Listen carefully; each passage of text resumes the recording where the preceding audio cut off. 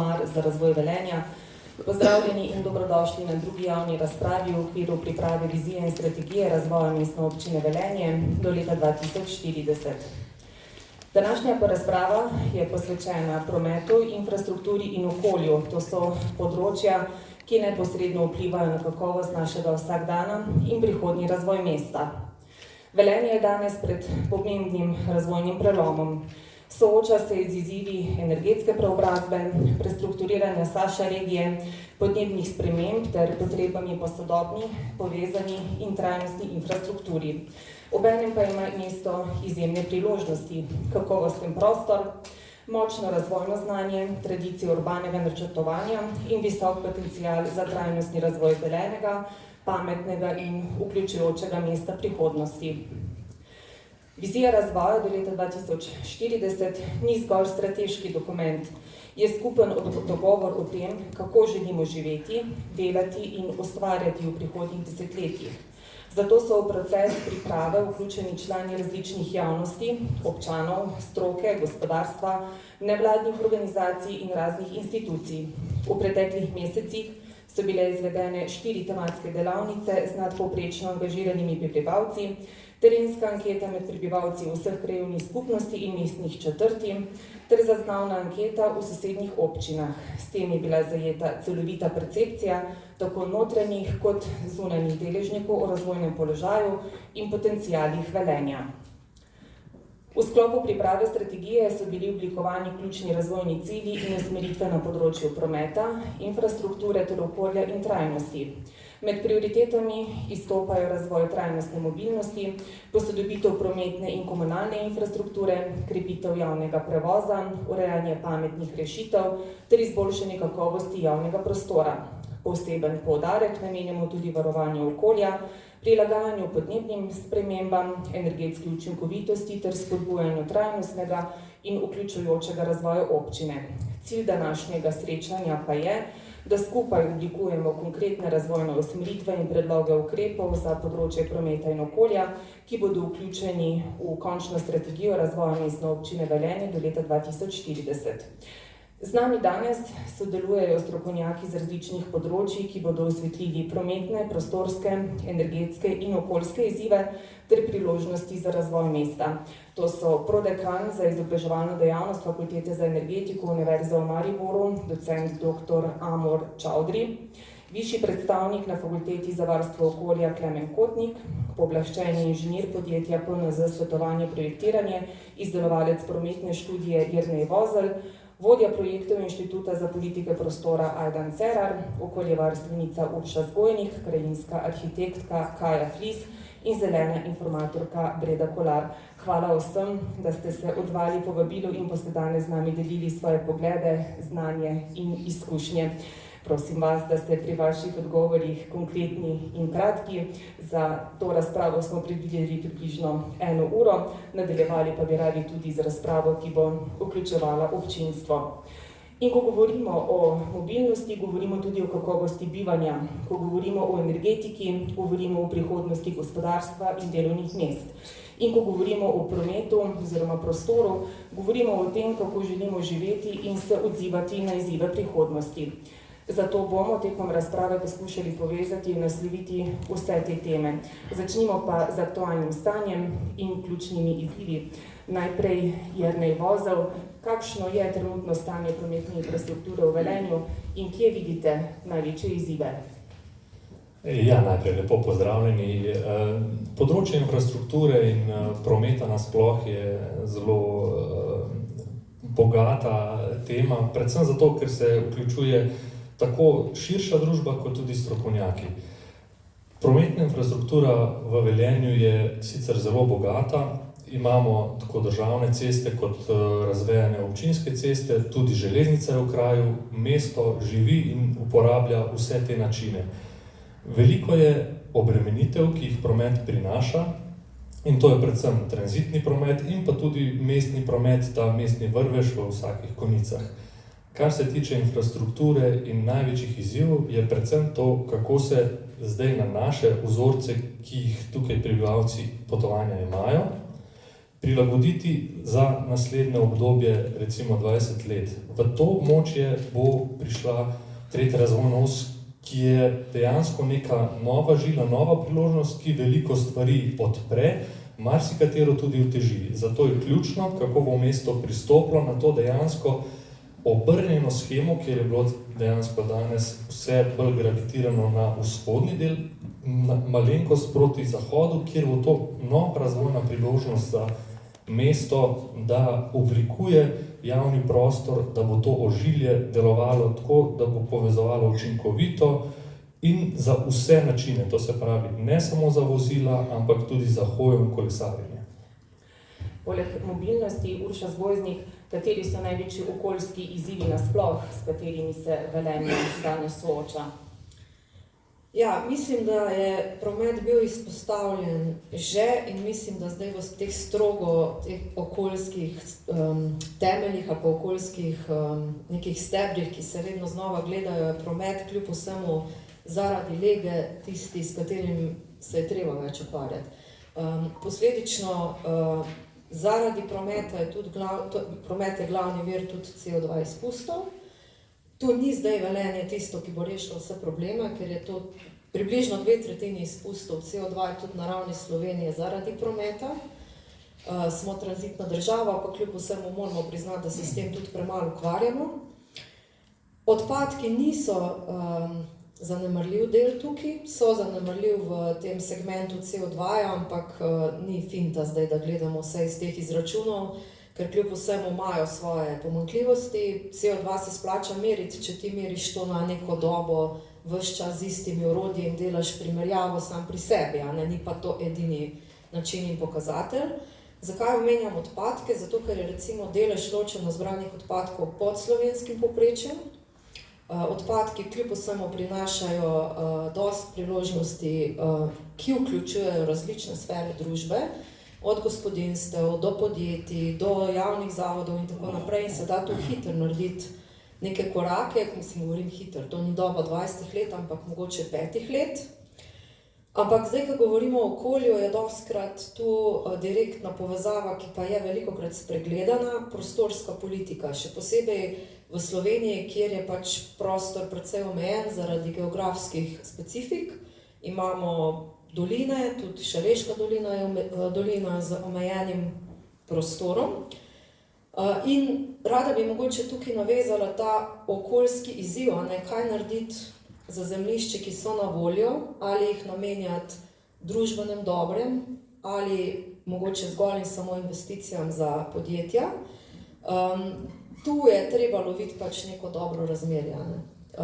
Kljub vsemu prostorska politika, ali pa da rečem, je tista, ki v strogem mestu, v mestnih delih tudi lahko veliko ublaži, zelene površine, kakorkoli se mogoče to sliši, da jih je veliko, jih je vedno premalo, potem imaš pa obrobje mestnih jeder ali pa mest, občin, ki se pa izseljujejo, pa ostajajo prazne domačije, prazne hiše. Skratka, s tem se je treba ukvarjati.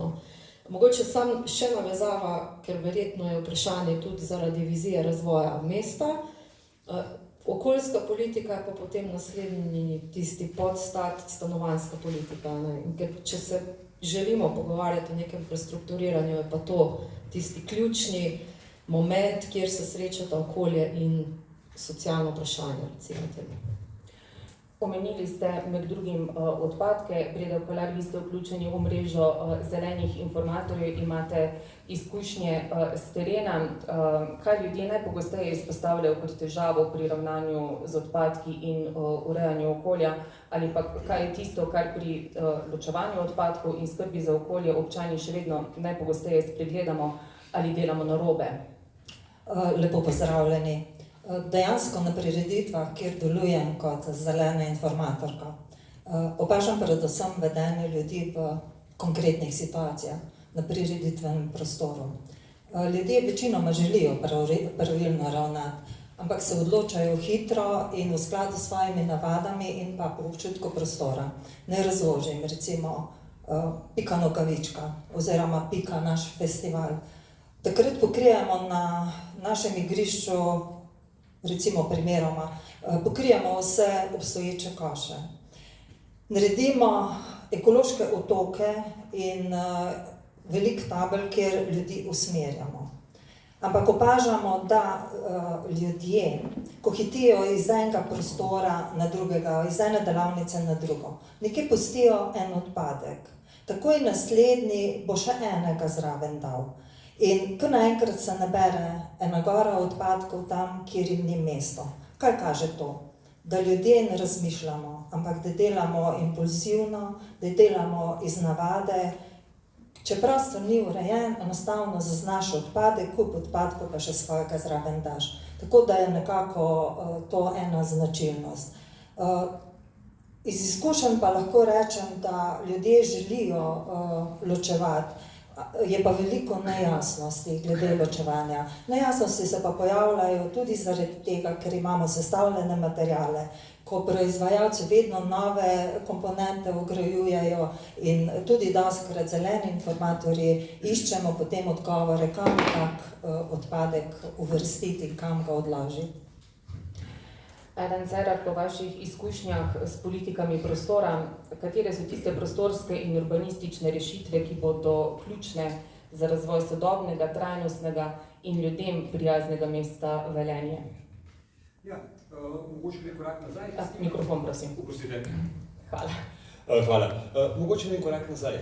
S tem vprašanjem se mesta ukvarjajo že nekaj desetletij in v teh desetletjih se že pokazali nekaj rešitev, ki praviloma delujejo oziroma so vsem mestom, ki so postala prijetna za vsakdanje življenje, v katerih ljudje radi bivajo, jih radi obiskujejo in tako naprej, skupna. In to je, da se mesta spreminjajo v smeri, ki rečemo mesto po meri človeka. Da trge spreminjajo v prostore za druženje, da se ceste ožajo, da je več prostora za ljudi, za skupnost, za srečevanje. Če bi to hoteli pojasniti z kratkim urbanističnim stavkom, bi verjetno uporabljali stavk: če načrtujete za avtomobile, dobite avtomobile, če načrtujete za ljudi, dobite ljudi. In to je tisto, kar naredi mesta prijetna. Ljudje v javnem prostoru. Če so javni prostori po meri človeka, jih ljudje več uporabljajo in uporabljajo z večjim veseljem, kar pomeni, da se več srečujejo, da se tam začnejo vzpostavljati, povezovati skupnosti, da ljudje več časa tam preživijo in tako mesto je enostavno bolj prijetno za vsakdanje življenje. Poudarek za vsakdanje življenje. Tisto življenje, ki ga živimo čez teden, ki ga živimo v nek vsakdanji dan v mestu.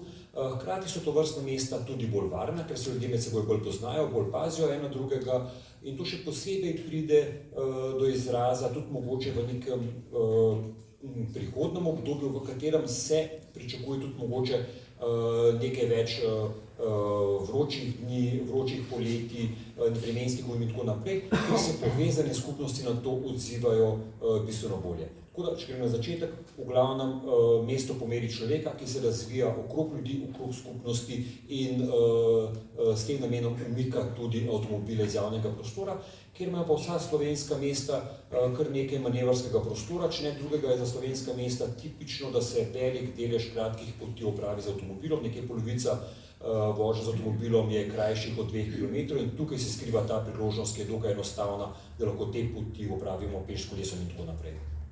To pa ustvari prostor za zeleno infrastrukturo. Kaj je Flis, kakšno vlogo ima zelena infrastruktura pri razvoju odpornega in hkrati prijetnega mesta? Lepo pozdravljeni še v mojem imenu. Zelena infrastruktura je en od ključnih elementov vsakega mesta. Zakaj? Ustvarja prostor, kako je že prej povedal, za druženje. Ima zelo pomemben ekološki vidik, ker prinese v mesto biodiverziteto oziroma jo poveča. Mesto, se pravi, zmanjšuje toplotne otoke, to pomeni, da mesto hladi. Potem ustvarja, v mesto prinaša tudi prostor za druženje, ampak prostor, ki je prijeten, ki je hladen, ki je bogat z barvo, svežino, šumi. Hkrati je zelena infrastruktura tudi zelo pomembna, ker zmanjšuje hipni odtok vode, s tem zmanjšuje možnosti za poplave. Se pravi, da mesto naredi podnebno odpornejše in hkrati prijetno za druženje. Se pravi, ljudem omogoči prostore, površine, v katerih se počutijo prijetno, Saj vemo, da pač betonske površine oziroma utrjene površine so poleti grozne za uporabo, da bežimo v gozdove, ki nas sicer obdajajo, ampak v bistvu te zelene površine morajo biti v bližini naših bivališč, da nam omogočijo mesto, ki je hladno, prijetno za bivanje.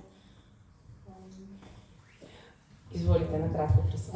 Najlepša hvala za tole, kar je bilo zelo rečeno, ker ko jaz gledam Velenje, ko hodim po Velenju, ko doživljam to naše čudovito mesto, ki je zeleno, se mi je porodila pred časom ideja, mi govorimo, Velenje je mesto v parku. Imamo en čudovit velik park, ki ga uporabljajo pač tisti, ki so najbližje. Mi, ki smo malce oddaljeni, recimo jaz sem z Gorice, rabim malo več časa, da pridem do tja.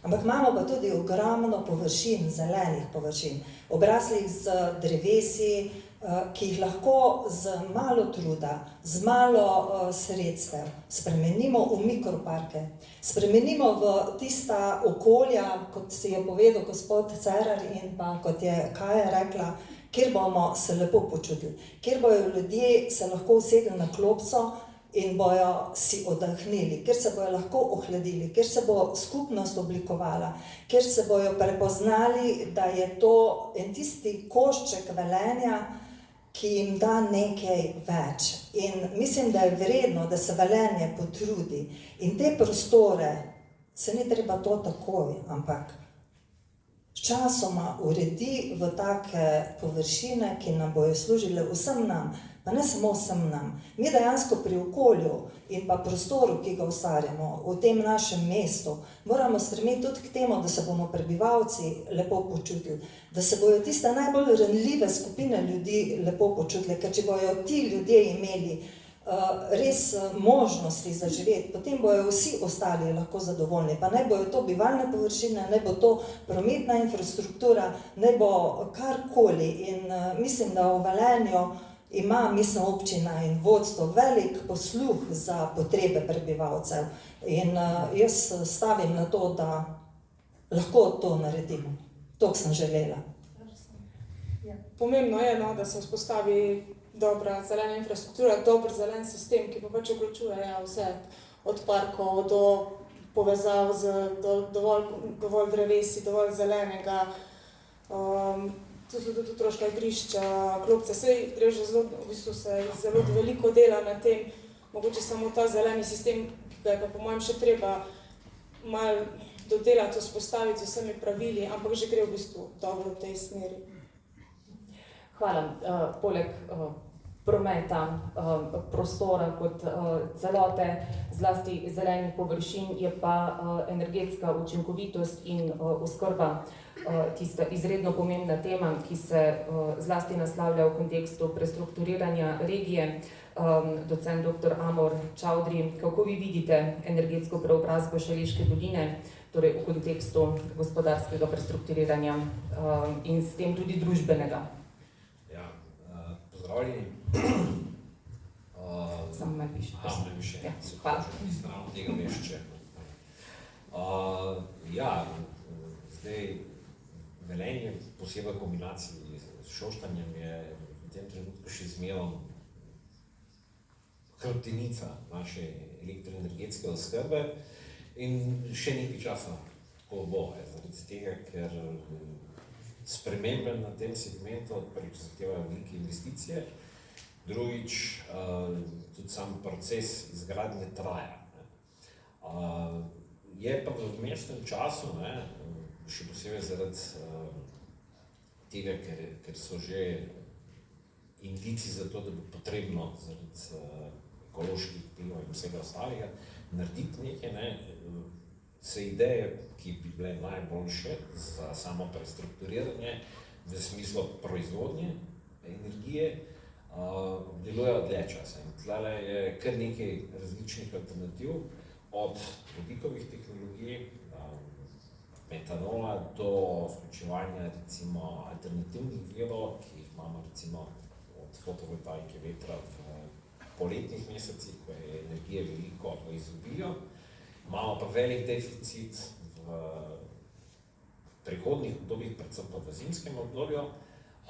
In recimo to so tehnologije, ki v svetu dobivajo ogromno v smislu razvoja, od recimo skladiščenja vodika in potem uporabe te energije v periodah, ko imamo energetski deficit, do recimo, ne vem, baterijskih hranilnikov, končni fazi Mežice je blizu, tam je DAP, zdaj vstopamo v projekt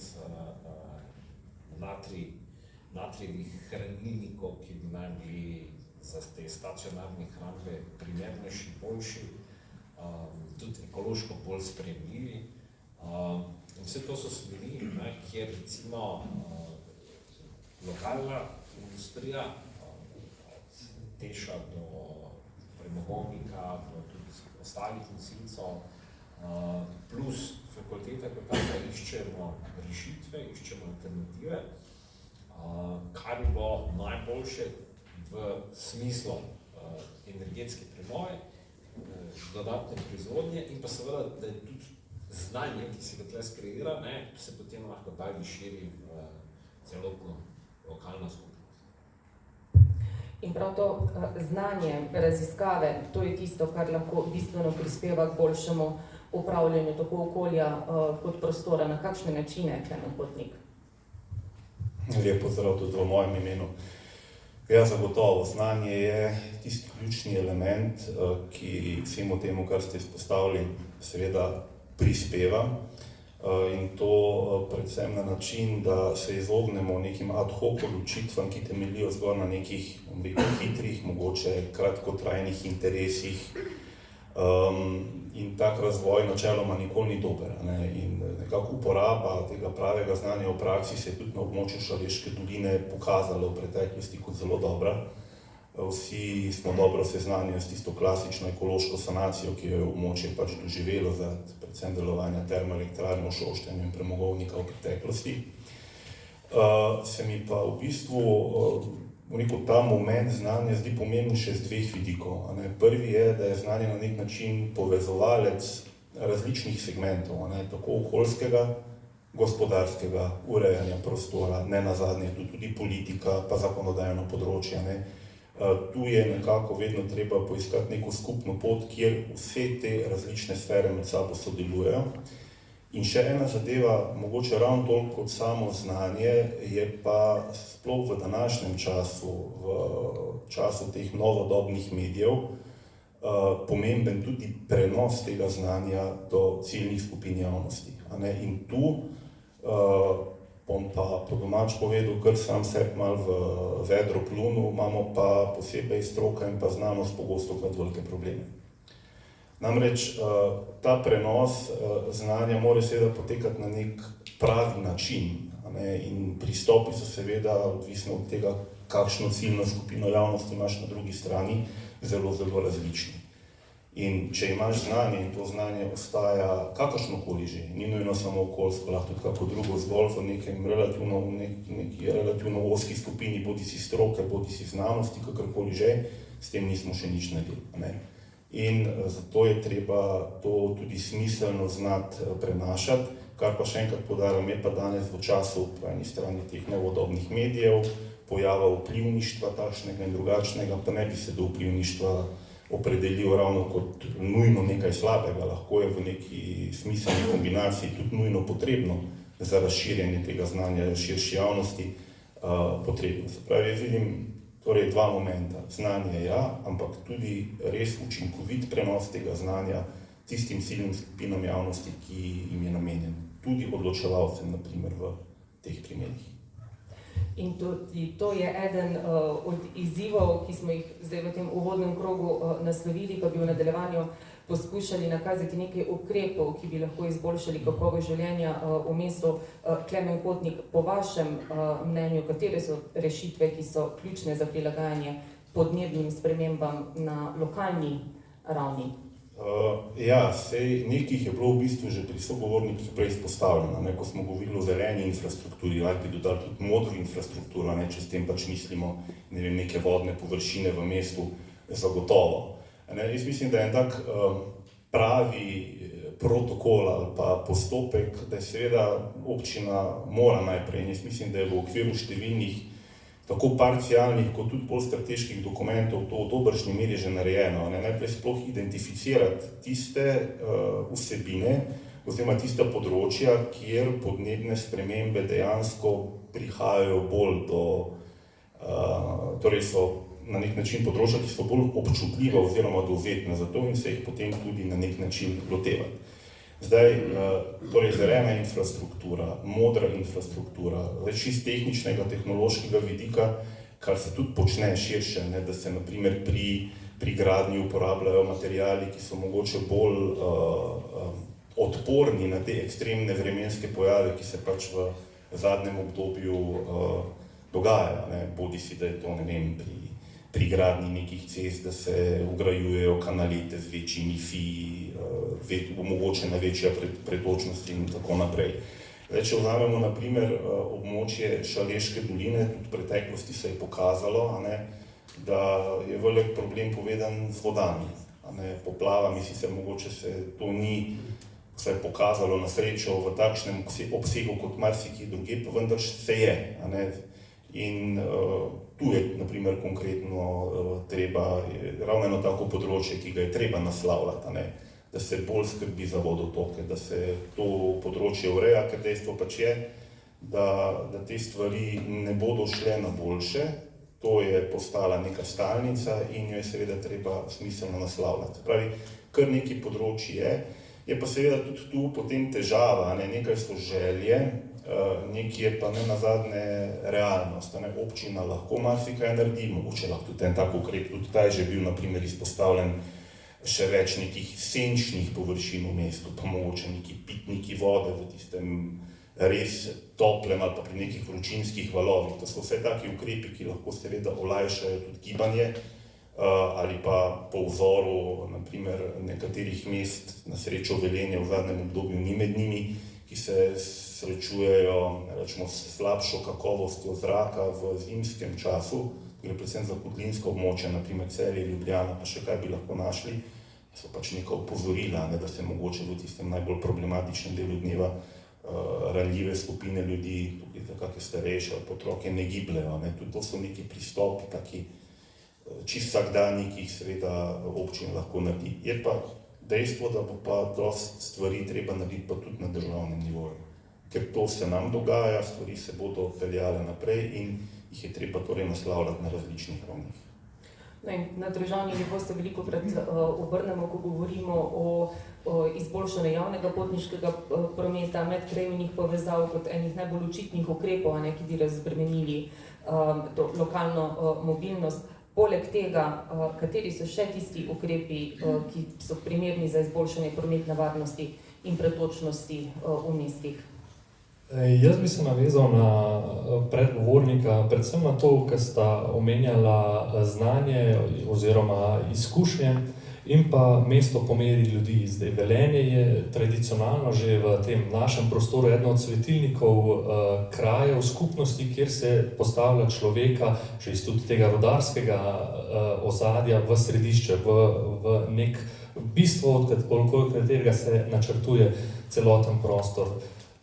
Velenje ima zdaj v tem obdobju, ko teče prestrukturiranje in ko tudi dejansko potekajo velike investicije v prostor, ki je dejansko eden od ključnih parametrov na področju prometa, in to področje bi bilo potrebno v nadaljnjih letih predvsem osredotočiti na način, kako so ta območja dostopna. In tukaj ima mesto odlično priložnost, da ta območja, ki danes še niso pozidana, načrtuje z neko lastno iniciativo, torej da se ne prilagaja mesto investitorjem, ampak da mesto nekako iz svoje želje, iz svojih strategij in planov načrtuje prometnice v smislu tako za vozila, pešce, kolesarje in da pogleda dejansko celotno strukturo prebivalstva, torej od tistih najmlajših, kjer je še posebej izrazita varnost, ker nimajo tega občutka še do te mere razvite, pa vse do najstarejših, ko so potrebne vse klančine in vsi mogoče taktilne oznake in vse to je ta oprema, ki dejansko mesto naredi pametno in varno.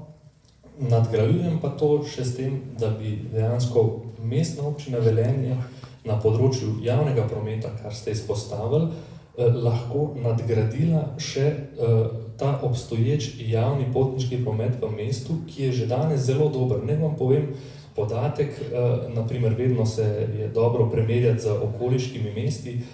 Za primer naj navedem, v Ljubljani se na potovanje posameznega potnika za javni potniški promet nameni približno 2 evra, tukaj nekje na potovanje. Ne.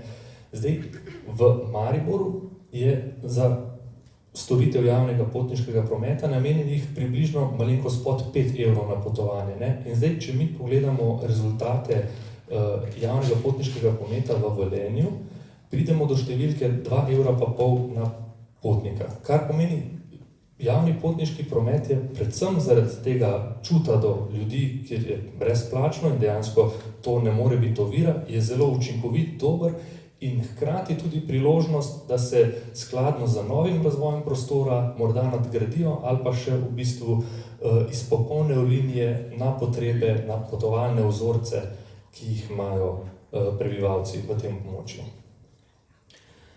Kaja Flis, ste že govorili o tem, kako urejanje javnega prostora lahko izboljša kakovost bivanja v mestu, zlasti ko govorimo o zelenih površinah in drugi zeleni infrastrukturi. Kaj pa drugi vidiki načrtovanja, urejanja urbanega okolja, ki bistveno prispevajo k kakovosti življenja posameznikov? A samo najprej navežem še najprej vprašanje. Mene pa zanima, kaj pa javni promet in povezava mesta Velenje z preostalo Slovenijo. A je to tudi del strategije, ker se zavedam, da pač se veliko loži v javni promet v Velenju. V bistvu zelo težko je priti iz Velenja v kjerkoli dele Slovenije in nazaj. Pa zanima, kar je pa zelo pomembno, no, tudi ta povezljivost, da ne greš vedno z avtom, pa greš na vlak, da greš na avtobus. Je bilo tudi kaj na to temo, no? Zdaj, mislim, da ste mene pričakovali z odgovorom. Jaz sicer nisem odvetnik niti državne ravni, niti lokalne, govorim kot strokovnjak. Vem pa dejstva, da se recimo v tem trenutku pripravljajo strokovne podlage za nadgradnjo železniške proge med Velenjem in Celjem. To je eden od ukrepov na področju javnega prometa. Vemo pa tudi, da se v zadnjem obdobju veliki napori na državni ravni vlagajo v medkrajevni promet. Gre za večje investicije, gre tudi za vzpostavitev hitrih linij, ki prispevajo predvsem med urbanimi središči. Zdaj, Mestna občina Velenje živi tako središče, mestni del, kot pa tudi zaledje. Za zaledje je tak javni promet medkrajevni težko dosegljiv, zato ker se večino stvari zgodi na glavni postaji v mestu. Če pa izpostavljamo ta javni promet, ne bi veljalo tudi omeniti, da na splošno, predvsem v starejši populaciji, pa če vemo, da se naša družba stara, bi bilo dobro, da se prilagodimo tudi na ta vidik. V mislih pa imam predvsem to.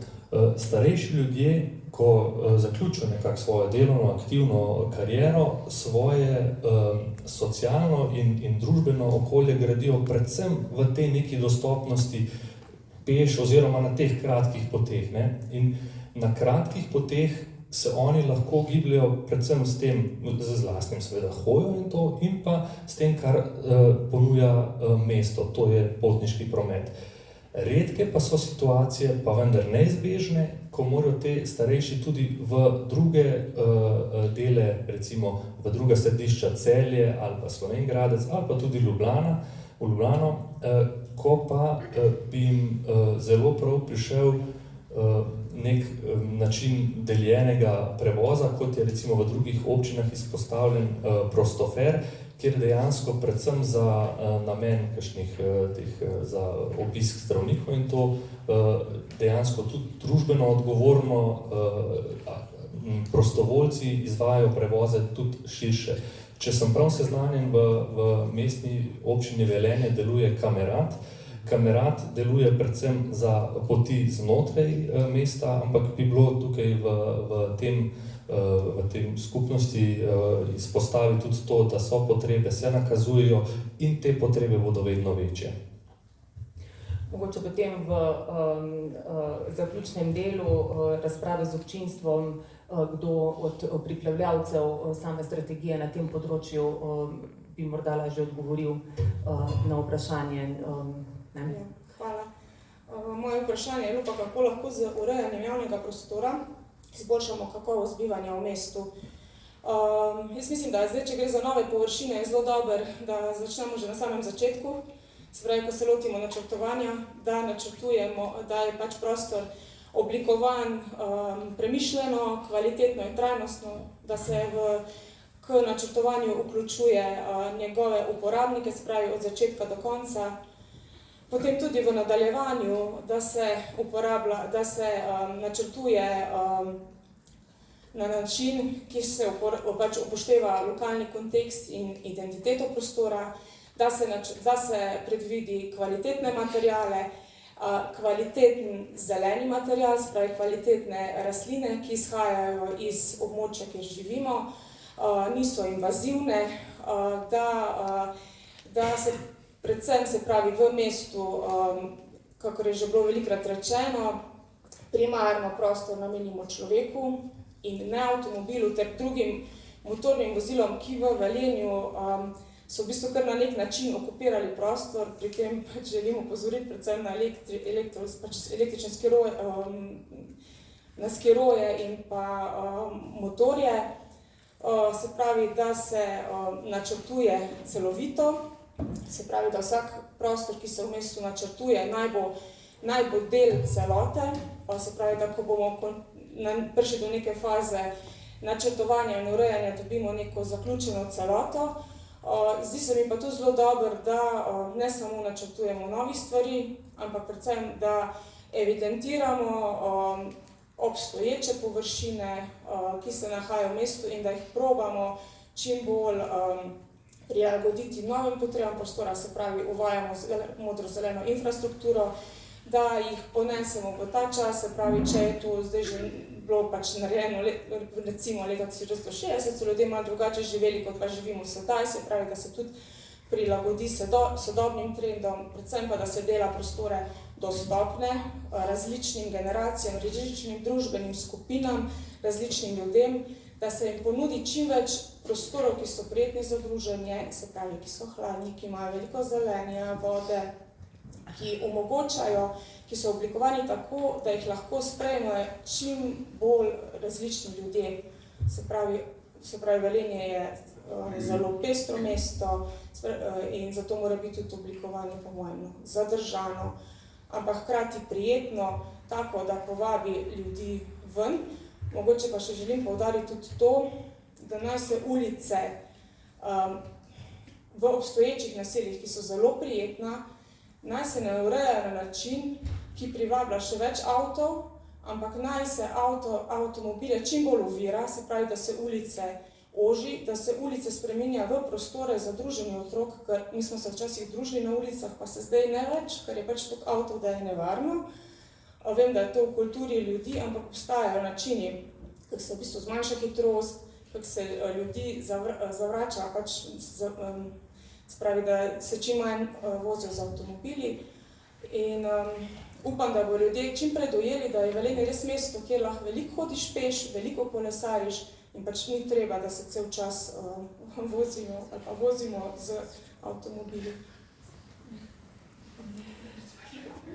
Urša Zgojznik, morda bi se tle navezali konkretno, kako naj v bistvu lokalna politika ne samo pri urejanju prostora, ampak tudi komunikaciji pomaga vzgajati občanke, občane, da bodo naklonjeni takim rešitvam in da bodo tudi sami želeli tako mesto in ga so ustvarjali, pa tudi potem izkoristili vse njegove potencijale. Ja, jaz bi mogoče vseeno za izhodišče vzela strategijo ravnanja z odpadki, ki sem jo pomagala pripravljati v preteklem letu in daje veliko odgovorov z tega področja, pa mogoče vseeno, zakaj zdaj težim z odpadki. Zato, ker ogromno raziskav kaže, da na področju okoljskih politik je, ko je treba vključiti ljudi in različne ciljne skupine, prva tema so odpadki. Zato, ker jih čisto vsi ustvarjamo, dnevno imamo težave s tem in ko ljudje to nekako predelajo, to temo, lahko grejo miselno in idejno in v želji spremembe navade na druga področja. In zato, dokler tu nimamo kljubice, je pač treba s tem težiti. In je tudi zanimivo, ker ljudi sprašuješ na javnih razpravah, v anketah itd., vedno znova je tretjina približno odgovorov povezanih s tem. Čeprav se pogovarjamo širše o nekih okoljskih in naravovarstvenih zadevah. Tako da, tukaj je ena taka stvar, ki je tudi pri tej pripravi strategije padla ven.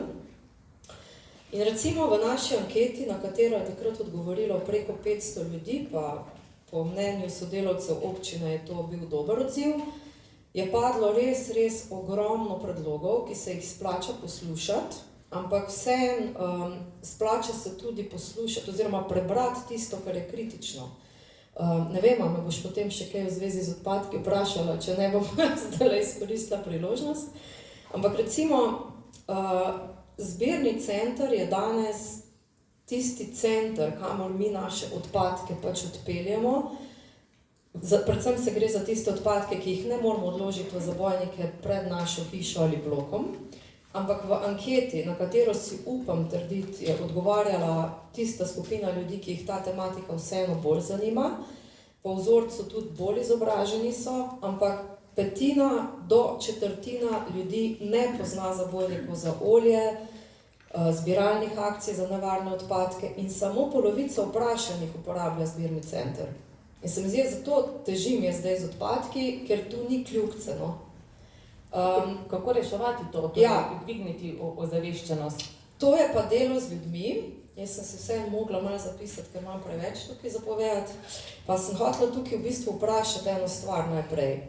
Jaz vseeno, ne vem, mene pač zanimajo zelene politike blazno in jih spremljam po Sloveniji in seveda predvsem udejanjanje, pa tudi po Evropi. In kar je meni res zanimivo, recimo v Velenju je en kup, zdajle je bilo omenjenih, en kup enih stvari, ki so zelene površine, obstajajo. V smislu zelenega turizma dobljeni platinum znak, to je vrh. Naprej, program varstva okolja, register dreves, ki ga nima, redko katero mesto ga ima v Sloveniji. Strategija ravnanja z odpadki, različni nazivi, ampak kljub vsemu vprašajte ljudi po Sloveniji, ali je Velenje percepirano kot zeleno mesto. Ni tega odgovora. Razumem, da je pač mogoče percepcija po tej stari logiki, to je v Šaleški dolini, ki je a priori onesnažena in imamo probleme s kislim dežjem še skoraj, to smo se učili 30-40 let nazaj. Jaz bi se bolj vprašala, če je vrsta nazivov, če je toliko projektov, toliko vsega, zakaj se Velenje ne percepira kot zeleno mesto. In jaz mislim, da je tukaj problem ravno v tem krču za nazaj, v tem, kar je Klemen omenil, da žal, dovolili ste mi, da sem mičkam kritična, pa bom, da ni dovolj, da so stvari samo na papirju. Pač to je treba živeti, prenašati, predvsem v mehke vsebine. Mehke vsebine so komuniciranje, mehke vsebine je ozaveščanje in temu se je treba izredno posvetiti. Jaz vem, kako se pišejo projekti. Še posebej, če so investicijski, še posebej, če so veliki, milijonski projekti. Za te vsebine ni ponavadi prostora. Ali pa se jih zapakira tam, da je par jurjev toliko, da nekaj bo. Tukaj se mora začeti. Ko bodo ti projekti mehkih vsebin prišli do izraza, ko bodo ti projekti imeli tistih tudi milijone, če rečem malo v finančnem smislu plastično, se bo lahko začelo nekaj obračati. Predvsem pa ljudje, zdaj bom pa še eno priliko uporabila, pa bom politično nekorektna. Velenje je mesto ljudi, mesto rudarjev, mesto delavcev vedno bilo. Torej, ustvarili so ga ljudje, brigadirji. In se mi zdi, da se ne sme tega zgubiti. To je taka posebnost, taka velika stvar, ki ga nima nobeno drugo mesto v Sloveniji. In če se zapade preveč v investicijske projekte, pa da se razumemo, jaz nisem nobena, vse me poznate, noben zeleni radikalist, ampak treba iskati tu eno določeno mero in je treba delati z ljudmi, ohraniti to, da ljudje gradijo mesto, ne, da rečem zdaj zelo tekno, kapital. Tudi ta političen del, a ne, se tukaj lahko enkrat zalomi. In se mi zdi, da tukaj je fajn Velenje in tak biser, ki ga je treba ohranjati. Sam še nekaj sem hotela dodati. Orodje, ki pa pomaga, pa je žal, ni najboljše, vem, da ni, pa vem, da ga župan ne mara, ampak žal trenutno deluje. Je participatorni proračun, vem, da je delo s tem. Izzivam se, vem, ampak vseeno, pač kaj? Recimo, občine, ki so se tega lotile, vejo, treba je neki ljudi razporediti na to, treba se z ljudmi ukvarjati, ampak enkrat, ko to zalaufa, nekaj je, pa imaš enkrat tam 10 zadovoljnih, pa tam 50 in se začne ta val. Dokler pa ljudje majčkeno spijo, pa mislijo, vse ok, pa ni nam nič treba, tega ne bo. Tako da delo z ljudmi je vedno težko.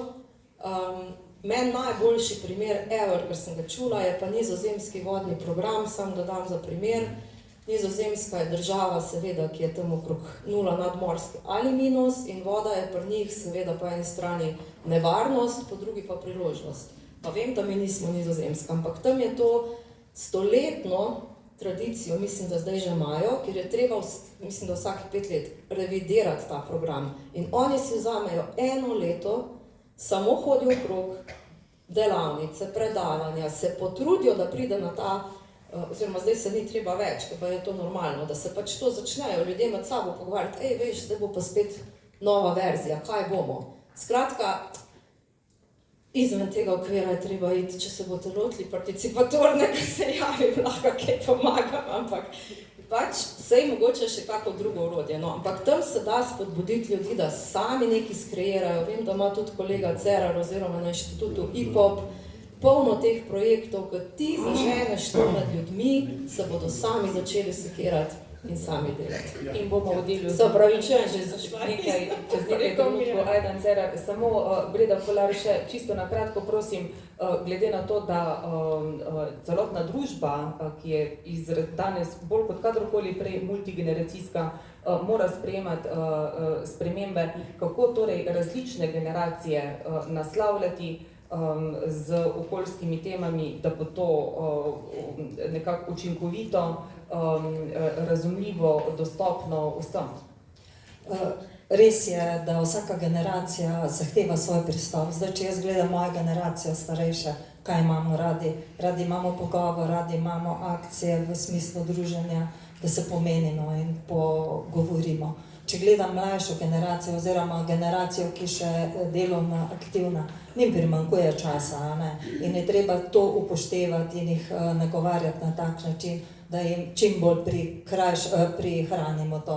Mladi so pa aktivni, mladi imajo radi akcijo, imajo radi takoj in je treba to v obzir vzeti. Družine z otroki, oni pa preko igre, vse skupaj. Če pa smem, je še samo Urška, malo tisto o participatornem proračunu. Ni vse participatorni proračun, ampak je prispevek občanov tudi to, ko nas mestna občina povabi, da danes kot posamezniki iz različnih okolij, kot občani sodelujemo na taki okrogli mizi. Da nas povabi, da dajemo predloge, kako naj bo Cankarjeva urejena. In veliko je takih priložnosti, kjer ne odločamo samo o tem, kam se naj denar razporedi, ampak odločamo o tem, kako naj naše mesto izgleda, kako se bomo počutili v tem našem mestu. In tudi to je treba priznati naši občinski upravi, da ima posluh in da da priložnost, da ljudje povemo. Seveda, udejani se pač tisto, kjer se lahko na način, vem pa, da se trudijo, da bi šli. A imam sekundo časa še glede odpadkov? Zelo na kratko, prosim. Ja, gledajte, jaz mislim, da v naravi ni odpadkov. V naravi popolnoma vse kroži. In vsaka stvar v naravi, ko odsluži nečemu, ima potem novo vlogo. Tako da odpadki so dejansko izum človeka. In ko bomo mi spremenili pogled na odpadke, ko jaz kupim nek proizvod, porabim, naenkrat ostane odpadek, ki ga nisem samo jaz ustvarila, ampak tudi tisti, ki je nek proizvod zavil v 5 embalaž. Zakaj potem samo odgovornost mene kot potrošnika terjati, kam bom ta odpadek odložila, na kak način ga bom odložila. Širši problem je to, a ne? Tako da, toliko bi jaz. Hvala. Hvala. In torej k vključevanju javnosti, prej ste govorili o mestih po meri ljudi, da to postanejo, je treba ljudi vprašati že v fazi načrtovanja. Kak je torej pomen neposrednega vključevanja prebivalcev v procese, kot je recimo priprava razvojne strategije? Ja, vključevanje javnosti ni nova tema, obstaja že nekaj desetletij in v glavnem se zadnje čase ne sprašujemo več, ali vključevati javnost, ampak samo še kako vključevati javnost. In razlogi za to so različni. Prvi je, da v demokratični družbi je seveda običajno, da se pogovarjamo o tem, kakšno prihodnost si želimo. In kar danes slišim, mi deluje dobro. Sam proces priprave vizije vključeval delavnice, vključeval ankete in tako naprej. Medtem, kaj drugo vprašanje, vedno kako vključevati tiste, ki se morda ne bi javili sami. Vemo, da imamo v sodobnem svetu težavo z vključevanjem v javno življenje, vse manj ljudi se praviloma, govorim na splošno, vključuje delavnice, razprav in tako naprej, kar pa nikakor ne pomeni, da ljudi prihodnost ali pa bivanje v mestu ne zanima. Moje izkušnje so obratno, zelo jih zanima. In tukaj na eni strani verjetno zelo smiselno eksperimentirati z novimi metodami vključevanja javnosti, iti enostavno ven do ljudi, do tam, kjer ljudje so in se tam pogovarjati z njimi na ulici, v parkih in tako naprej, kar tudi že počnete. Drug podoben pristop je pa, už ga tistega omenjeno, enostavno povabiti ljudi, da mesto najbolj neposredno, kakor se da, soustvarjajo. Povem vam iz lastnih izkušenj, če povabiš ljudi v nekem mestnem predelu na razpravo, pride 10, 20, včasih 25 ljudi. Povabiš ljudi, če pride v soboto dopoldne v njihovem prostem času prenoviti košarkarsko igrišče, in koliko jih pride z veseljem cel dan z barvo, lopato, čemarkoli pomagajo.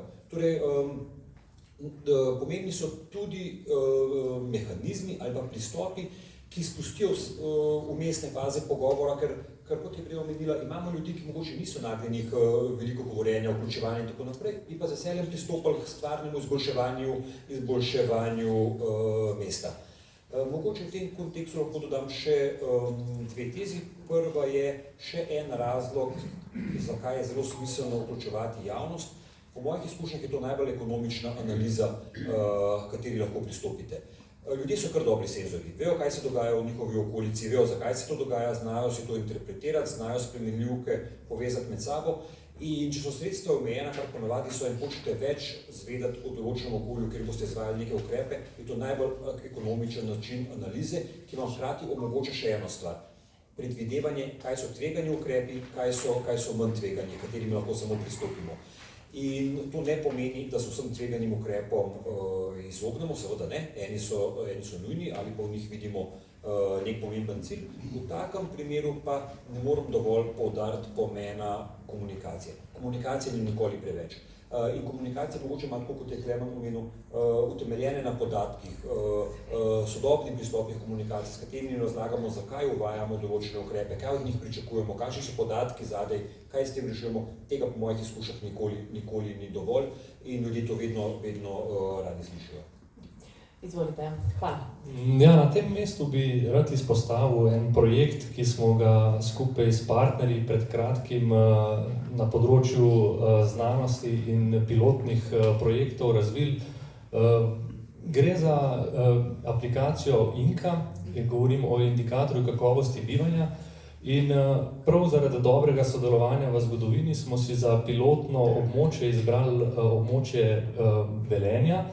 In v tem projektu smo bili osredotočeni na 3 stvari. To so promet, hrup in emisije v zraku. Zdaj, prek naprednih merilcev zraka in hrupa smo dejansko na 5 lokacijah zajeli v daljšem časovnem obdobju vse te parametre in jih potem skupaj z prometnimi obremenitvami na omrežju združili na način, da so te za primer komunikacije z javnostjo na nekem zemljevidu prikazane v v preprostih razredih, ne v decibelih, ne v miligramih, ampak v kakovosti bivanja, to se pravi dobro, zelo dobro in pa najslabše oziroma slabo. In kaj smo videli? Dve stvari bi izpostavil. Na območju mestne občine Velenje lahko govorimo o dveh nekih strukturnih območjih. Eno je ta središče, mestni del, drugo pa zaledje. In predvsem z vidika emisij smo ugotovili, da je območje centra zaradi ogrevanja zelo dobro. Vemo, daljinsko ogrevanje. V zaledju pa je v zimskem času kar 5-krat večja obremenitev zaradi individualnih kurišč, kjer se kuri predvsem lesna biomasa. Ampak to je prva ugotovitev. Druga ugotovitev pa je, da v središču kakovost zraka zaradi kurjenja ni taka težava, največji izziv pa je promet. In zdaj, kako promet urediti na ta način, da bo boljši oziroma da bodo rezultati na tem področju boljši, bi se pa navezal na predgovornico, ki je lepo izpostavila, da je danes v središču, da ulice niso več prostor združevanja ali pa igranja. Rad bi izpostavil, da promet deluje na podoben način kot voda. Zliješ in potem, ali pa kri, zliješ in potem se to po celem omrežju nekako prerazporedi. Samo poišče neko optimalno ravnotežje. In če lastniki oziroma upravljalci infrastrukture ne zagotovijo neke hierarhičnosti, torej, da govorimo, neke ceste so namenjene daljinskemu prometu, neke so zbirnemu, neke pa dostopnemu. In ko se to uzavesti v načrtovanju infrastrukture, lahko potem sproščamo dostopne ceste, zbirne namenimo na ta način, da so dovolj široke in da vključujejo vse načine prometa, pri daljinskih pa rečemo, vas pa sploh nočemo imeti nekje, kjer so ljudje. Pa če recimo dam na praktičen primer, trenutno, ko je glavna os ali pa glavno stočišče tokov tukaj blizu, kjer smo zdaj v tem rondoju, kraj biva okoli tega rondoja. Ampak škoda, da bi kraj dejansko bival okrog neke točke, ki je v bistvu njemu servis, ne pa bistvo. In zdaj, če se načrtuje na način, da se te tranzitne odmika, pa ta prostor odpira, kjer je gostota prebivalstva večja, potem lahko dosežemo in boljšo kakovost bivanja zaradi tega, ker se ljudje na cesti srečujejo, manj hrupa, kar pomeni tudi boljše zdravje in ne nazadnje tudi manjše emisije, kar tudi prispeva k splošni kakovosti.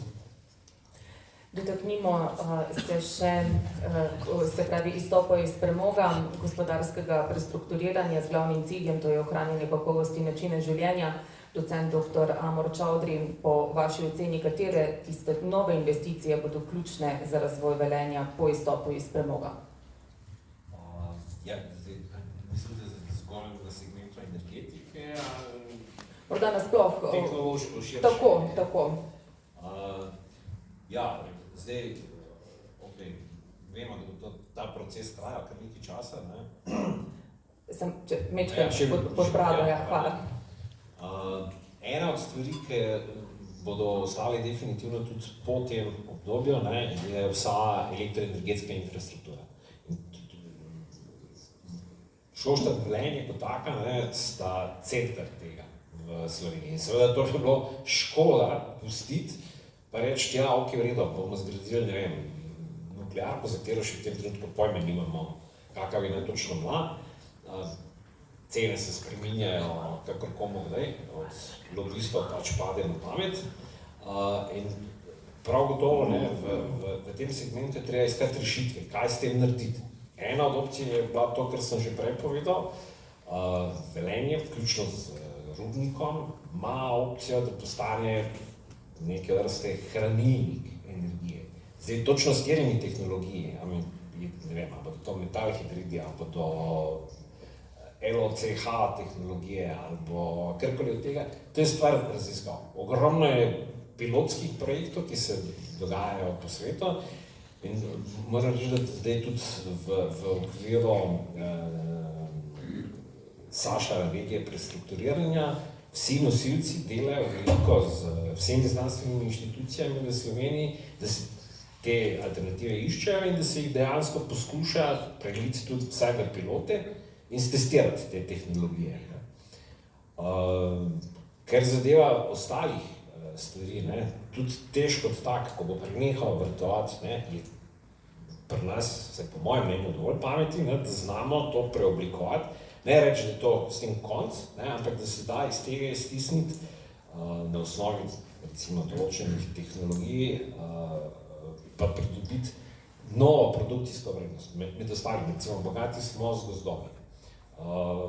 Biomasa kot taka, ne, vem, da sicer ne bodo vsi srečni, ne, ker se pri tem proizvaja CO2, ampak ta CO2 bi itek nastal z samim razpadom te biomase, ne.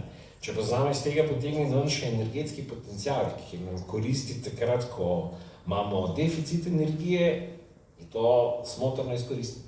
Recimo težko tak, ne, infrastruktura, ki je tam, se jo da preoblikovati. Je pa treba vložiti v razvoj, v raziskave, ne. In ker je bilo pa ključno, tu pa mislim, da občina je šla v pravi smeri, pa mesta Velenje tudi, raziskovalne inštitucije morajo biti umeščene tle. Tle se mora znanje generirati, ne, in know-how, ki bo iz tega nastal, mora potem tudi.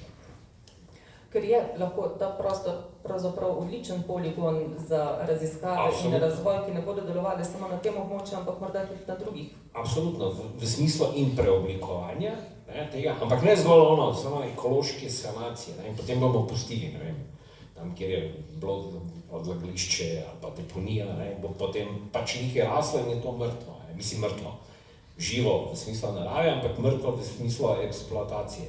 Ne, to se da reaktivirati, ne, da se potem na osnovi tega ustvarja nova vrednost, ne, da ima tudi komercialni smisel, ne, in ni treba vsega tega, kar je bilo ustvarjeno, ne, dobesedno reči, ja, ok, bo šlo v uničenje, ne, in bomo pač čakali, kaj bo prišlo iz tega.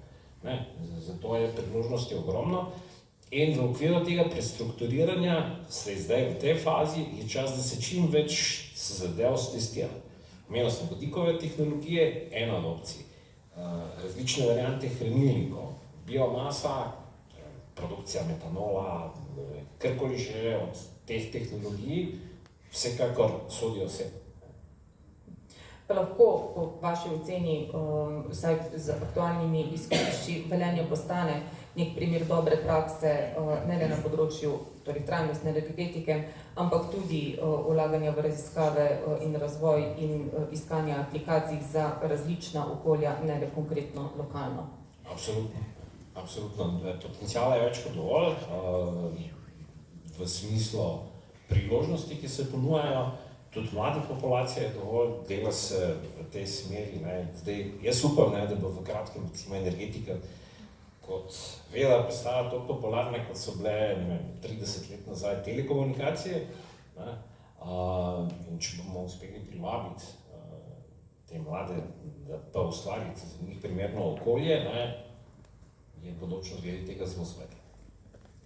Klemen Kotnik, kaj pa druge panoge poleg energetike, kako lahko prestrukturiranje celotne naše regije postane priložnost za razvoj zelenih, pametnih delovnih mest danes in da bodo torej trajnostna tudi v prihodnosti?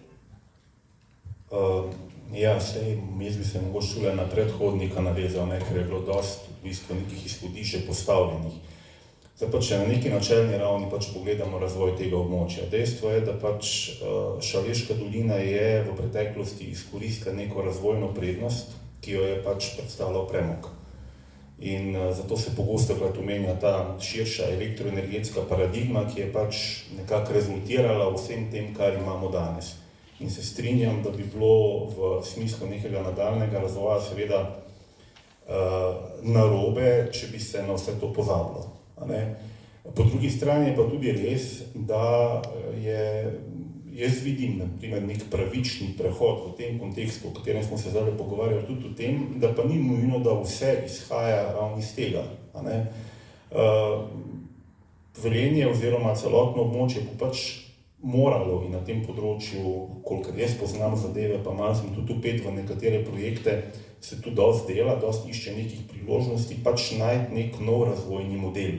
Torej vstran od te premogovniške elektroenergetske paradigme In tu je zdaj v bistvu. In tudi jaz bi še na nekaj opozoril, ni nujno potrebno z razvojnega vidika, ko se pač na takšnih in podobnih srečanjih pogosto pogovarjamo, ja, treba bo, ne vem, nadomestiti 6000 delovnih mest, ne vem, kaj še vse, ne. Ja, seveda želja, težiti je treba k temu, ampak nič narobe, če se to v naslednjih 5, 10, 15 letih ne bo zgodilo. Prihodnost mesta je lahko tudi mogoče samo z 2000, 2500 delovnimi mesti, z neko višjo dodano vrednostjo, ravno tako dobro, in se prilagaja nekim, rekel, sodobnim trendom in s tem, torej, kot sem rekel, ni popolnoma nič narobe. To je nekak razvojni moment, ne samo mest, ampak tudi številnih držav v določenem obdobju prosperirajo. Prej sem omenil pač to območje zaradi premoga in vse, kar se je na to premogovništvo potem vezalo.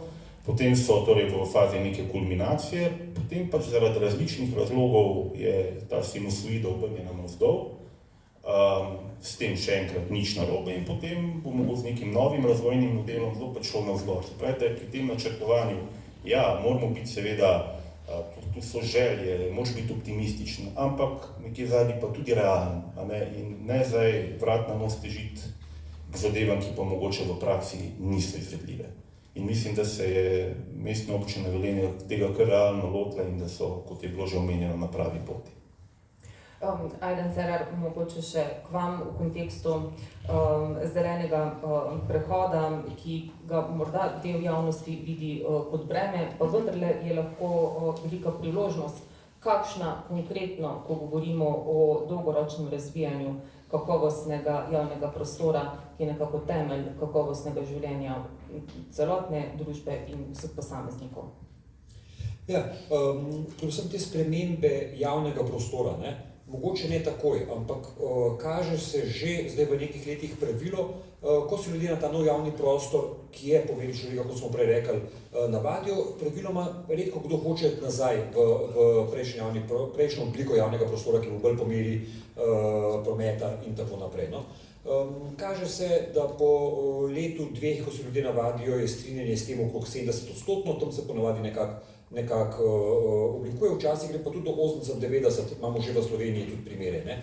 S čimer hočem reči, predvsem morajo biti to vrstni procesi strateško utemeljeni, zelo dobro komunicirani in mestoma tudi eksperimentalni, da probamo, kaj se zgodi za en mesec, za eno leto in tako naprej in potem oblikujemo neke dolgoročne rešitve.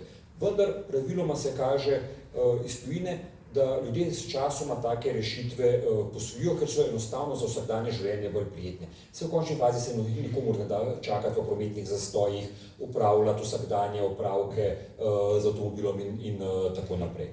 Tako da mislim, da seveda bo nekaj turbulenc na poti, to ni nobeno presenečenje, ampak da v nekem generalnem smislu prilagajanja mest manjših in večjih na bolj trajnostno prihodnost, na to, da se manj uporablja avtomobil in več živi v skupnosti in upravlja opravke v neki okolici doma, da to načeloma je na srednji rok ljudem več ali manj všečno.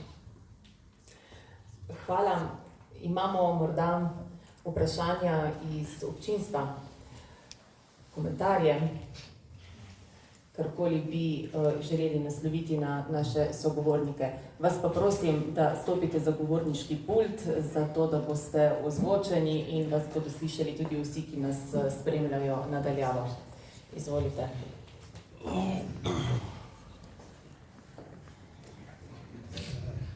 Cvetek Milan, civilna iniciativa Krajevna skupnost Konovo. Jaz bi se prvo namenil glede prometa. 40 let se borimo za enosmerni promet v krajevni skupnosti Konovo. Od tega ni bilo narečeno nič. Nič. Zdaj smo odprli tunel Čkale-Selo. Promet se je zmanjšal. Zdaj okrog 50%. Res. Lepše je, bolj znosno je živeti. Je pa problem, ker ni pločnikov. Pločnika sploh ni. Nikjer niso v projektu, nič. Teda jaz ne vem, kam to pelja. Naredil se je zdaj tunel.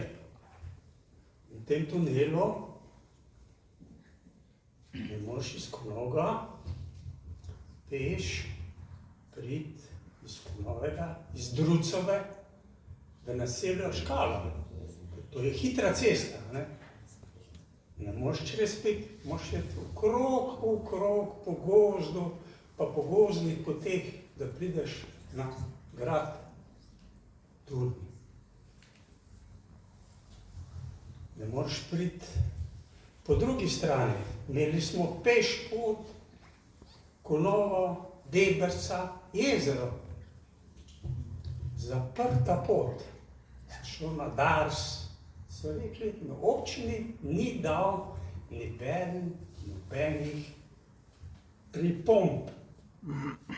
Nič ne moremo urediti. Zemljišče, ki je bilo včasih zajčerija, pa kmetija,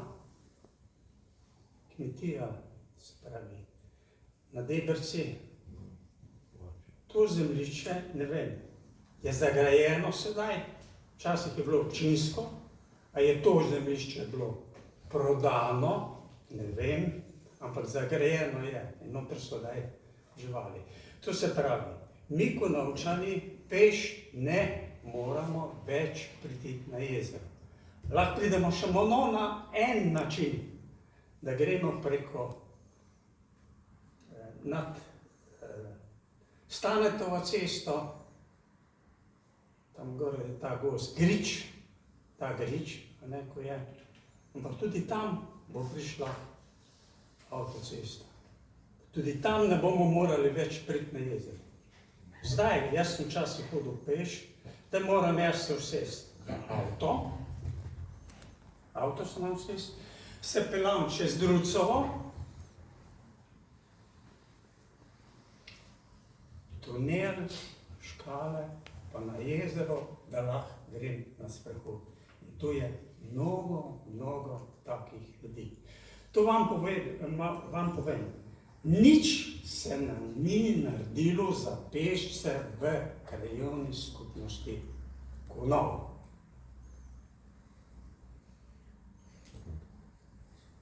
To, glede okolja bi pa rekel tako. Vsi se borimo za okolje.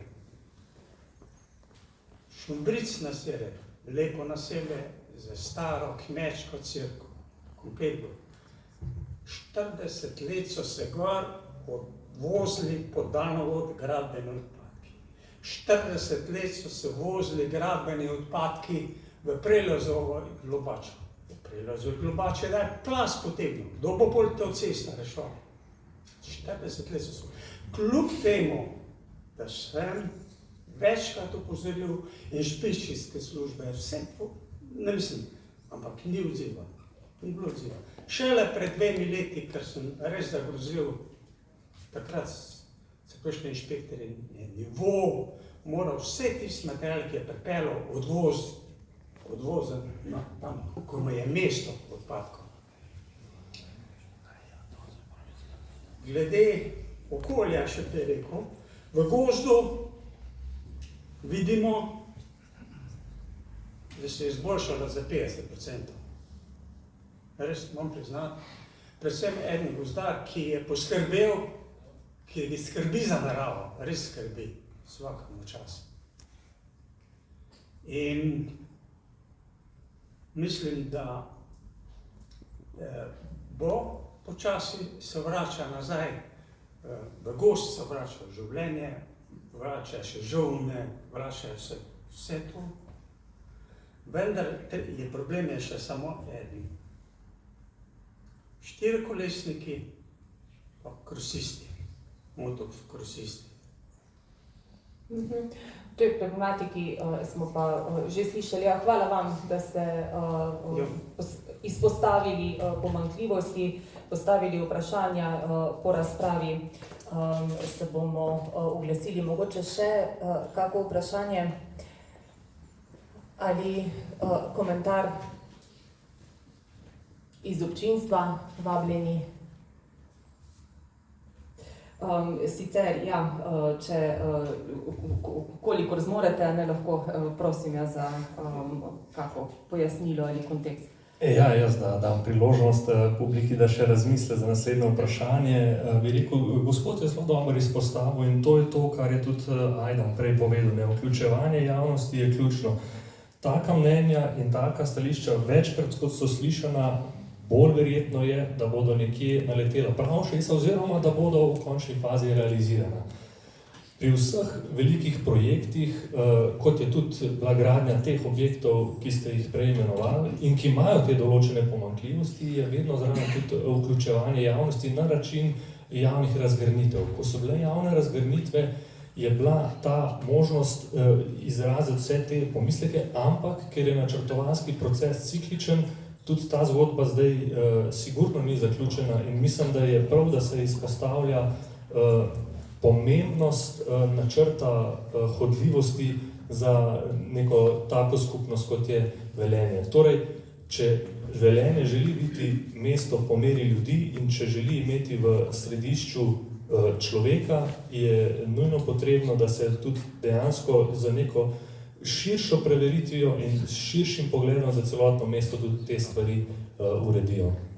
Orodja so na voljo, postopki so v strokovni javnosti znani in bi zagotovo doprinesli na tem področju. Izvolite, ja. Hvala lepa. Jaz bi se tule navezala na vprašanje, ki ga je gospod Ocepek postavil, oziroma izzive, ki jih je dal in pa kar smo zdaj slišali. V Velenju vsako leto spomladi, konec marca, začetku aprila potekajo čistilne akcije. Občina tukaj poskrbi za to, da se okolje očisti. Na prehodu pomladi, ko vemo, da se začenja novo obdobje. Jaz to vidim eno veliko priložnost, da nadgradimo ta prizadevanje za čisto okolje. Ker gospod Ocepek je rekel, da so se v gozdu nalagale odpadki, 40 let se nič ni spremenilo. Sprašujem se, kaj dela krajevna skupnost, kaj delajo občani, ki to gledajo in ne opozorijo in na čistilnih akcijah ne ščistijo. Ampak druga stvar, kako lahko nadgradimo ta naš praznik čiščenja okolja, tako da bi uvedli morda zeleni praznik občine Velenje. Zeleni praznik, kjer bi lahko na delavnicah se pogovarjali o izzivih, kako pristopiti k takim vprašanjem, kjer bi se lahko ljudje družili in pa prikazali pravilne postopke ločevanja.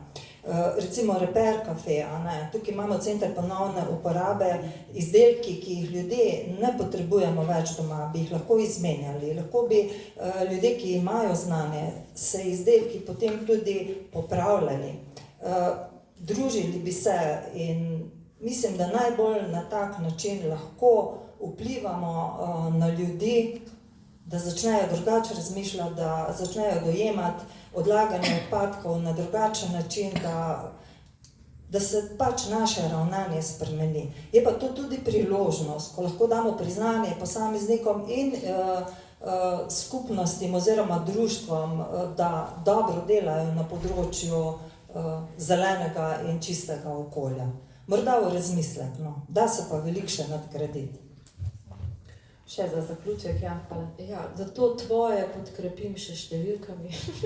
No, v tej anketi je recimo 79 ljudi podpira popravljalnico oziroma neko mesto, kjer si lahko pravijo stvari, in 86% ljudi podpira festival izmenjave, delavnic, popravil in podobno. Tako da to je, pa mimo grede samo še to, da 70% ljudi tudi podpira več izrečenih kazni zaradi nepravilnega ločevanja. Če obstaja strah okrog tega, je tukaj podprt. Če ni... Prosim. Bi se tudi navezala na gospoda prej, ker pač tudi poznam ti poti zelo dober.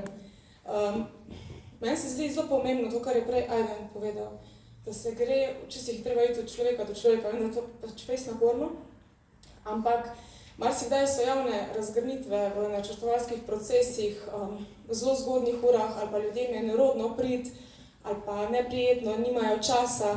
In je mogoče res na tak način, da se gre do njih, ali pa vse do neke skupine, je veliko bolj učinkovito.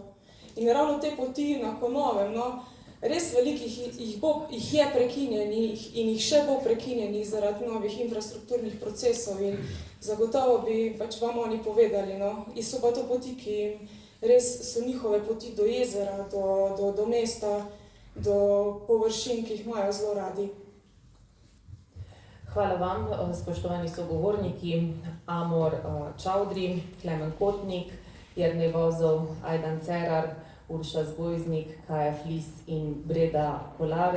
Sklenili pa bomo z besedo župana Mestne občine Velenje, Petra Dermola, ki je tudi naš današnji gostitelj. Hvala, da ste z nami. Izvolite.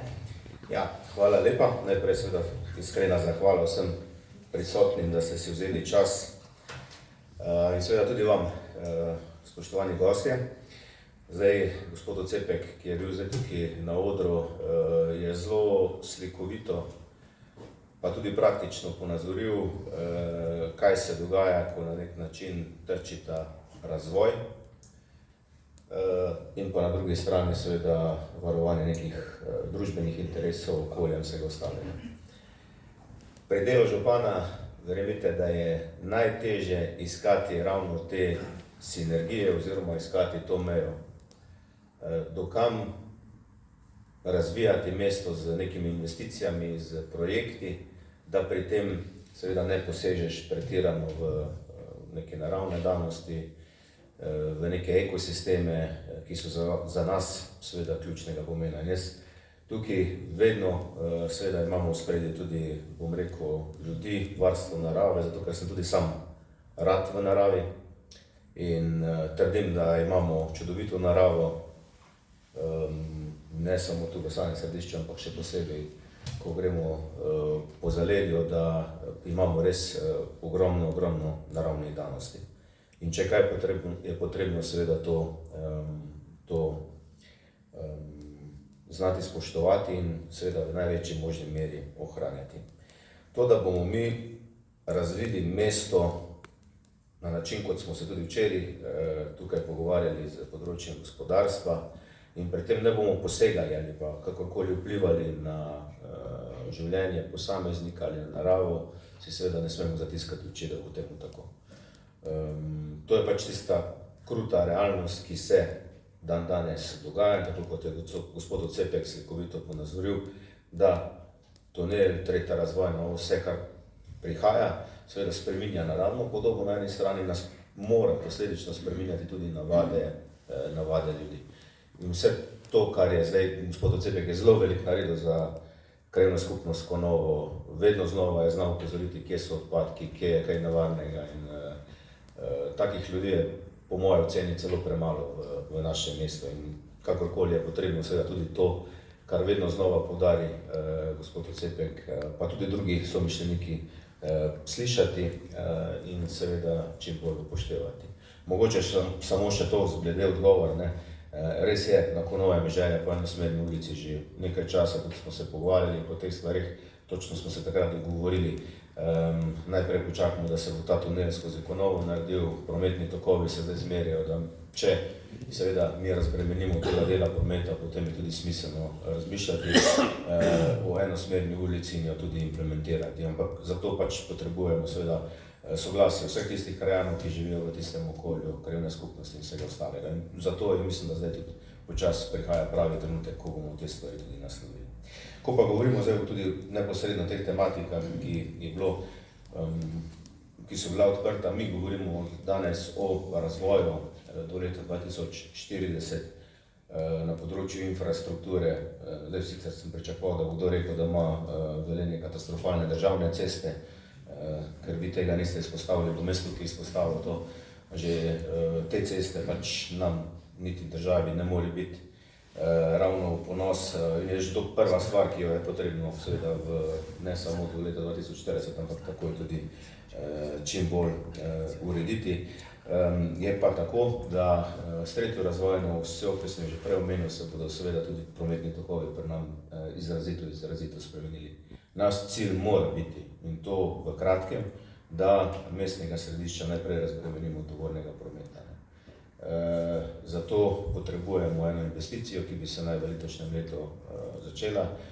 izvajati in tako bi povezali to glavno regionalno cesto direktno z, bom rekel, industrijsko cono in pa z deponijo premoga in da res poskušamo tu narediti korak naprej.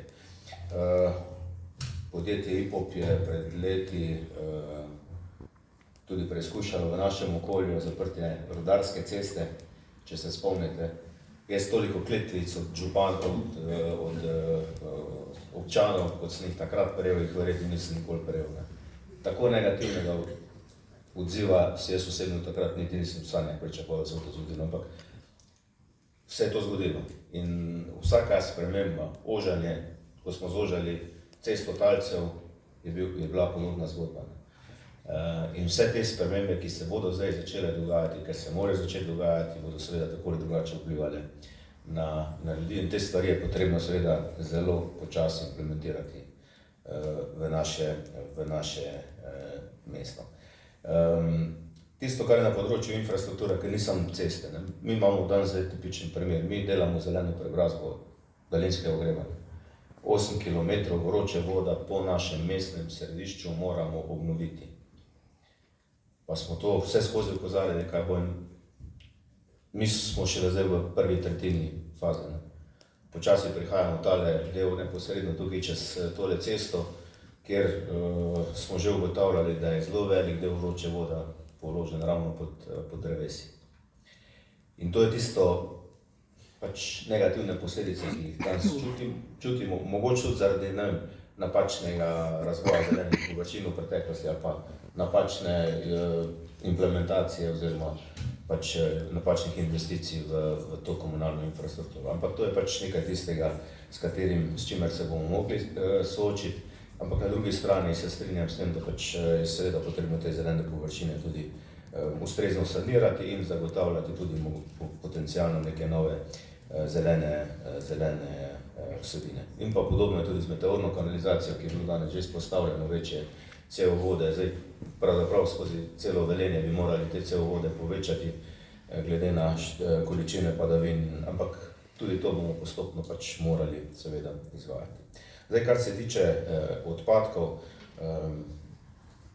res je, Urška me je predtem smo to strategijo dali na sejo sveta mestne občine Velenje, me je poklicala in rekla, če bi šel z njo na kavo. Pričakoval sem, da se bomo pogovarjali o politiki, ker je tudi politično malo aktivna. Po politiki ni bilo niti ene besede, ampak pogovarjala smo se o odpadkih, kjer me je zelo jasno tudi upozorila, da moramo narediti več na osveščanju, ločevanja odpadkov, obravnava upravljanja z odpadki in jaz sem si to tudi dobro zapomnil. Če greste po našem mestu, pa to je zdaj družbeni izziv, to je pač moje osebno prepričanje, kjerkoli boste videli koš za smeti, bo okoli tega koša za smeti bodo odpadki. Ker enostavno, če je koš poln, bo še zberi nekdo vrgel, če ne bo pa kar zraven koša dal odpadke. In jaz sem zdaj tudi v letošnjem oziroma lanskem letu že dal navodilo, da želim, da po Šaleški pa Goriški cesti vse koše umaknemo. In od takrat naprej ni zdaj polomljenih košev, ni odpadkov na teh lokacijah in tako naprej. In jaz mislim, da moramo po celem mestu mi sistematično to urediti in predvsem z osveščanjem, tako kot ko gremo v hribe, če odpadek neseš zraven v hrib, v gore, ga seveda tudi s sabo prineseš nazaj, da moramo na takšen način razmišljanje tudi tukaj naših občank in občanov seveda širiti. To bo izjemno težko, ampak prvo, kar je, da se število košev zmanjšuje, da moderniziramo samo ločevanje odpadkov in podobne stvari. Zdaj, kar se tiče zelenih površin, absolutno moramo iskati neke nove priložnosti za zelene površine. Vse nas zdaj čaka prenova Kardeljevega trga, Slantetove ulice, kjer smo poskušali seveda čim več zelenih površin, pa se s tem zelo podražili samo investicijo, ampak smo to vzeli v zakup. Park Gorica, ki letos dobiva dokončno podobo, tisti, ki se spomnite, še pred 5 leti je v prostorskem aktu bila izgradnja celega naselja na tistem delu. Mi smo ta prostorski akt spremenili, danes nastaja tam večgeneracijski park. Če greste zdaj pogledati dodatna drevesa, zelene površine, družijo se ljudje, ravno odgovor na tisto, kar je bilo tudi prepovedano. Tako da se tega zavedamo, ponosni smo tudi na ta prvi kataster dreves, ki smo ga izdelali in tako naprej. Skratka, se zavedamo tudi tega izziva in bo potrebno smiselno tudi načrtovati naslednje prostorske načrte, kjer bodo pa potrebe vsekakor prisotne po izgradnji stanovanj, po mogoče kakšni industrijski coni, čeprav v tem trenutku seveda lahko rečemo, da imamo zaenkrat dovolj teh površin, če vključujemo tudi deponijo premoga in podobne zadeve, ampak kakorkoli, vse posod bo potrebno seveda zelo smiselno vse skupaj načrtovati. Tisto, kar sem pa, ali pa kar vedno pogrešam pa pri tovrstnih razpravah, je pa, da vsi govorimo samo o tem, kaj bomo naredili za svoje okolje, ne vem, kakšno energijo bomo imeli, kot smo danes govorili o biomasi, o podobnih stvarih, ampak redko kdaj pa slišimo o tem, kakšne stvari bomo pa mi naredili, vsak posameznik ali pa skupnost, da bomo zmanjševali porabo energije, ali toplotne, ali električne. Danes naša družba nima toliko težav z proizvodnimi viri neke energije v globalnem svetu, če gledamo, večje težave imamo mi s porabo toplotne energije. In ta ukrep, ki smo ga sprejeli, da 30% sofinanciramo tudi energetske sanacije več stanovanjskih objektov, se je v Velenju nenormalno prijel. In toliko sanacij, če smo imeli v preteklih letih, ne vem, po 3 sanacije blokov naenkrat, jih imamo zdaj 30, celo 40, cela Gorica je ravno sprejela odločitev, da bo komplet zgornji del Goriške ceste energetsko saniran. In to je zelo velik uspeh in tukaj moramo res na porabi toplote pa še več narediti, sploh zdaj v luči tega, da bomo pač tudi zeleno preobrazbo daljinskega ogrevanja izvedli in da bomo morali nove vire implementirati v naše okolje, ki pa ne smejo biti predimenzionirani in zato je predhodno potrebno seveda različne ukrepe tudi sprejeti. Pa tudi ne smemo pozabiti, da smo v emisiji 100 podnebno neutralnih in pametnih mest, kjer imamo pa tudi zelo jasne zaveze do leta 2030, kaj moramo na tem področju narediti. Tako da tukaj je tudi Karla Siter, če ima kasneje kdo še kakšno vprašanje, je potrebno seveda tudi, bom rekel, lahko tudi ona seveda poda kakšen odgovor. Tako, v grobem, skratka do 2040 nas čaka turbulentno leto, predvsem pa naslednjih, jaz mislim, da 5 let, kjer bo ta, kot rečeno, razvoj in pa okolje verjetno še nekajkrat trčila, ampak zato potrebujemo tudi tovrstne razprave, tudi se strinjam vključevanje javnosti, čeprav se s participativnim proračunom Urška ne strinjam, ker mi kolegi, župani, vsi po vrsti govorijo, da naj tega ne sprejmemo, ker je to nekaj tistega. V participativnem proračunu je pač dejstvo to, da imaš kvoto denarja, potem daješ razpise, ljudje predlagajo neko investicijo in ponovadi gre to, karikiram, za nove koše, gre za mogoče kakšno klopco, za podobne zadeve in potem vse skupaj traja to leto ali pa celo leto pa pol, da se izvede, ker je potrebno seveda vse te postopke izpeljati. Mi smo bolj navajeni tega, da gremo med ljudmi, pa jaz sem vsak dan med ljudmi v vsaj eni krajevni skupnosti, pri ljudeh, ki se pogovarjam z njimi in ko mi slišimo za neko potrebo, neko željo, ali da to svet krajevne skupnosti, ali da to občan, mi pravzaprav ne odlašamo, mi pač gremo, če je to taka investicija, seveda takoj tudi v njo. Tako da je to naš način dela, jaz mislim, da je učinkovit, dober, je pa področje, o katerem smo se danes pogovarjali, veliko težje kot področje razvoja gospodarstva. Tega se pa zavedam, zato ker so zelo kočljiva vprašanja in verjetno se bodo dame na moji desni strani strinjale, da če tu naredimo, bom rekel, eno veliko napako, jo pravzaprav lahko kar nekaj desetletij ne moreš popraviti. Tega se pa tudi sam zavedam. Tako da bomo tudi vse, bom rekel, razprave, ki so zdaj bile, nekateri ukrepi, ki so bili predlagani, še enkrat tudi s strokovnimi službami, jih obravnavali na našem kolegiju, smiselno tudi seveda tistega, kar še nimamo upoštevanega, tudi upoštevali noter v sami strategiji, viziji in strategiji razvoja Mestne občine Velenje in seveda takšen dokument v mesecu juniju potem dali tudi na sejo sveta.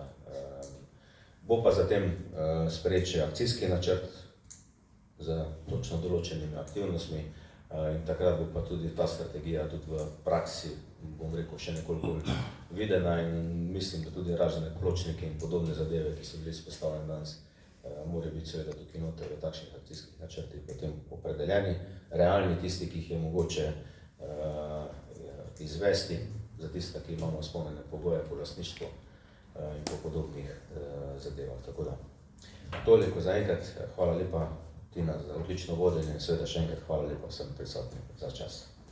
Najlepša hvala, župan Peter Dermol, še enkrat hvala strokovnim gostom za današnje prispevke, vsem ostalim, ki so sodelovali pri oblikovanju nove vizije in strategije razvoja Mestne občine Velenje do leta 2040. Zadnja od 3 tematskih javnih razprav bo na sporedu jutri, torej v sredo 13. maja ob 16. uri, prav tako v Vili Bianca in z neposrednim prenosom na splet.